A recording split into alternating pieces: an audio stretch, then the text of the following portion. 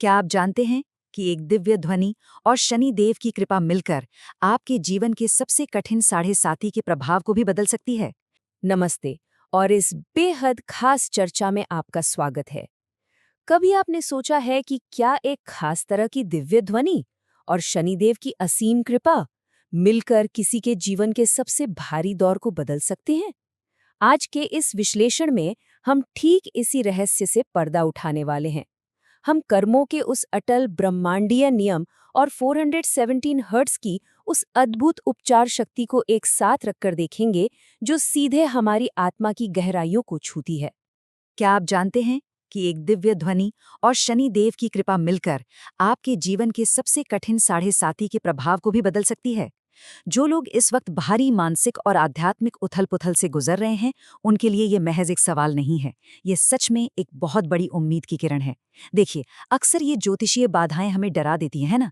लेकिन अगर हम इनके पीछे छिपे विज्ञान और ब्रह्मांडीय ऊर्जा के खेल को समझ लें, तो यकीन मानिए, जीवन की बड़ी से बड़ी चुनौती को भी पार किया जा सकता है। तो चलिए इसमें गहराई से उतरते हैं। 7.5 ज्योतिष शास्त्र में ये कोई आम नंबर नहीं है, बल्कि एक बहुत ही महत्वपूर्ण और सच कहूं तो अक्सर डरा देने वाली समयावधि का प्रतीक है। इसे ही हम 7.5 कहते हैं। ये शनि ग्रह का वो 7.5 साल का गोचर है जो किसी भी इंसान को उसके अपने कर्मों के बिल्कुल आमने सामने खड़ा कर देता है। यहाँ से भागने का कोई रास्ता नहीं होता, बस सीधा सामना करना पड़ता है। और इसके बाद आता है 19 साल का चक्र, शनि की महादशा। ये समय अपने साथ एक बहुत ही भारी और एक तरह से बांध कर रखने वाली ऊर्जा लेकर आता है। लेकिन ध्यान देने वाली बात यह है कि ये कोई इत्तेफाक नहीं है। इस दौरान जो भी चुनौतियां आती हैं या कामों में जो देरी होती है, वो सीधे तौर पर हमारे ही पिछले कर्मों का नतीजा होती है। ये सब असल में इसलिए होता है ताकि हम अपने वास्तविक और सच्चे स्वरूप की तरफ बढ़ सके। भाग 1, शनिदेव और कर्म, God of Karma and justice. अक्सर हम शनिदेव के नाम से ही घबरा जाते हैं, लेकिन the academic international journal of multidisciplinary research में प्रकाशित कुणाल रॉय के शोध को देखें तो तस्वीर कुछ और ही नजर आती है। इस रिसर्च के मुताबिक हमारे सौर मंडल में ब्रह्मांडीय संतुलन यानी एक कॉस्मिक बैलेंस बनाए रखने का काम शनिदेव का है। तो ये सिर्फ एक धार्मिक मान्यता भर नहीं है, बल्कि कर्म और ऊर्जा के संतुलन का एक बहुत ही गहरा एकेडमिक अध्ययन है। अगर हम शनि देव के प्रतीकों पर गौर करें तो वो बहुत गहरे अर्थ लिए हुए हैं। वो कड़ी मेहनत और अनुशासन की साक्षात मूरत हैं। उनका जो सांवला रंग है वो रहस्य को दर्शाता है, और वो कलोल नाम के कौवे द्वारा खींचे जाने वाले सुनहरे रथ पर सवार होते हैं। सबसे अहम बात, उनके हाथ में जो दंड है वो कर्म के सख्त नियमों का प्रतीक है, और त्रिशूल समय के चक्र का। ये हथियार डराने के लिए नहीं, बल्कि हमारे जीवन के सारे भ्रमों को काटकर हमें आध्यात्मिक तरक्की की राह पर ले जाने के लिए हैं। वो असल में देरी और कठिनाइयों के जरिए हमें एक गुरु की तरह जीवन के पाठ पढ़ाते हैं। भाग 2, स्वाधिष्ठान चक्र और 417 हर्ट्ज, सैक्रल चक्र और आंतरिक उपचार। अब यहाँ से थोड़ा गहरी और शांत ऊर्जा की तरफ बढ़ते हैं। स्वाधिष्ठान, या जिसे हम सैक्रल चक्र भी कहते हैं, ये हमारे शरीर का वो ऊर्जा केंद्र है जो जल तत्व यानी पानी से जुड़ा है। हमारे अंदर भावनाओं का जो बहाव होता है और दुखों को धोने की जो क्षमता होती है, वो इसी चक्र के पास है। जब जिंदगी में मुश्किलें आती हैं और ये चक्र असंतुलित हो जाता है, तो हमें अंदर से बहुत भारीपन लगने लगता है। और यहीं पर चमत्कार करती है 417 हर्ट्ज की फ्रीक्वेंसी। ये एक ईश्वरीय उपकरण की तरह काम करती है, जो इस चक्र को वापस संतुलित करके हमें गहरी शांति का एहसास कराती है। और ये बहुत ही शानदार तरीके से दर्शाता है कि मंत्रों की असली ताकत क्या होती है। लोटस विस्पर से लिया गया ये मंत्र देखिए, ओम वम स्वादिष्ठानाय नमः। इसमें जो वम शब्द है ना, वो कोई आम शब्द नहीं है, बल्कि इस चक्र का मूल बीज ध्वनि है।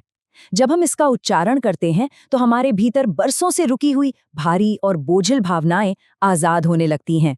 हमें एक अद्भुत भावनात्मक आजादी मिलती है। भाग 3, नकारात्मक ऊर्जा का अंत, अनुशासन और उपचार का संगम। अब यहाँ जो बात सबसे ज्यादा दिलचस्प है वो ये है कि हम दो बिल्कुल ही विपरीत ऊर्जाओं को एक साथ देख रहे हैं। एक तरफ देखिए शनि का क्षेत्र है, कड़ी मेहनत, अनुशासन, दर्दों से भरा समय और लोहे जैसी सख्त संरचना जो बार बार हमारे कर्मों की परीक्षा लेती है। और दूसरी तरफ है 417 हर्ट्ज की हीलिंग, बिल्कुल जल तत्व की तरह बहती हुई, आरामदायक और भावनाओं को मुक्त करने वाली ऊर्जा। ये सच में लोहे की कठोरता और पानी की शीतलता का एक बेहद अद्भुत बैलेंस है।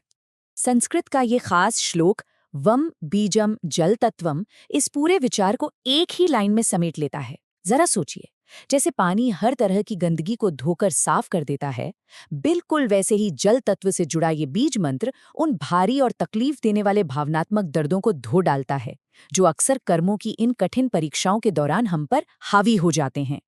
भाग 4, शनि पूजा और शक्तिशाली कवच, कृपा और सुरक्षा के उपाय। अब सवाल आता है कि हम खुद से क्या कर सकते हैं।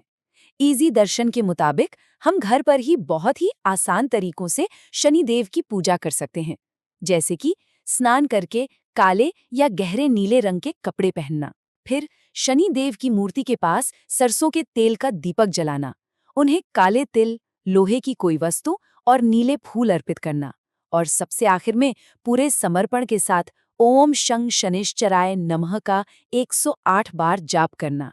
ये वो छोटे छोटे कदम हैं जो सख्त अनुशासन वाले देवता को प्रसन्न करते हैं और हमारे भीतर एक ठहराव लाते हैं। और इस पूजा के साथ साथ ब्रह्मांड पुराण में बताया गया शनि वज्र पंजर कवचम का पाठ बहुत ही ज्यादा शक्तिशाली माना गया है। ये एक तरह का ईश्वरीय सुरक्षा कवच है। ये सिर्फ हमारी राह की रुकावटों को ही दूर नहीं करता, बल्कि बीमारियों को भी ठीक करता है। सबसे बड़ी बात, ये कठिन ज्योतिषीय समय में हमें हर तरह की दुर्घटनाओं और दुश्मनों से सुरक्षित रखता है और सूर्यपुत्र शनिदेव की असीम कृपा हम पर बनाए रखता है।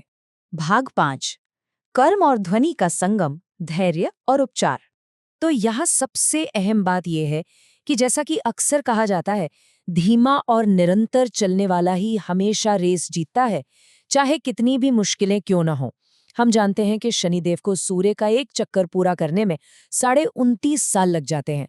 उनकी ये धीमी चाल और 417 हर्ट्ज का लगातार काम करने वाला हीलिंग प्रोसेस, ये दोनों हमें एक बहुत बड़ा सबक देते हैं।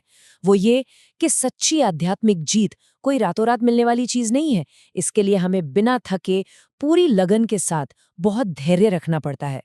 और इसी के साथ हम इस विश्लेषण के अंत पर पहुंच गए हैं। जाते जाते एक बहुत ही गहरा सवाल मैं आप सबके सामने छोड़ना चाहता हूँ।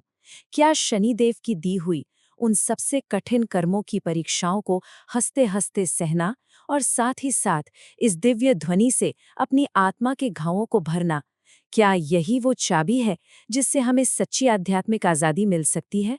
इस बारे में एकांत में बैठकर विचार जरूर कीजिएगा। ज्ञान की इस यात्रा में हमारे साथ बने रहने के लिए आपका बहुत बहुत धन्यवाद।